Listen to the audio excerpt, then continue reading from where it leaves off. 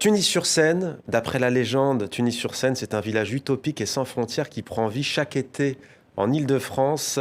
Troisième édition les 7 et 8 juillet, Akram Belaïd. Rappelez-nous quel est l'objectif de ce festival de musique qui est né en 2016, c'est bien ça, même si c'est seulement la troisième édition. Exactement. Donc il est né, pour l'histoire, c'est un coup de tête entre deux amis, Ouais. moi et Sami Kafi, que vous avez eu Ouais. sur ce plateau même en 2016.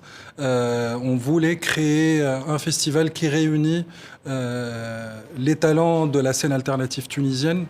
Et c'était un one-shot, c'était vraiment un projet qui n'a pas été conçu dans la continuité. Et le paradoxe, c'est que c'est la pandémie qui vous a donné envie de le pérenniser chaque année. Je crois que je suis le premier à dire grâce au Covid, Ouais. ce projet a repris vie avec d'autres perspectives, avec un objectif d'être prometteur et promoteur de talents de la scène alternative et de la scène actuelle arabe, africaine, maghrébine et méditerranéenne, parce que ces talents venus d'ici et d'ailleurs, ils sont partout. Et on a envie d'être ce tremplin, d'être ce pan.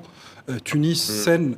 Donc Tunis-sur-Seine, c'est ce pan entre les deux rives de la Méditerranée. Un petit mot sur d'autres artistes à l'affiche, on peut en citer Justement, quelques-uns. j'ai envie de dire que c'est un festival sur 2 jours. Le premier jour, ça sera 100% électronique, avec des pointures en musique électronique, telles que Azou Tiwalin, la franco-tunisienne, Liliane Schlell, la libanaise, Sarah Diri, tuniso-belge, un duo syrien, on parlait de la Syrie tout à l'heure.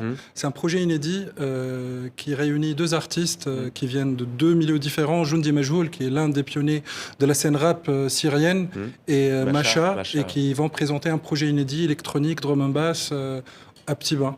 Et en plus de ça, le deuxième jour, ce sera la journée groupe live band.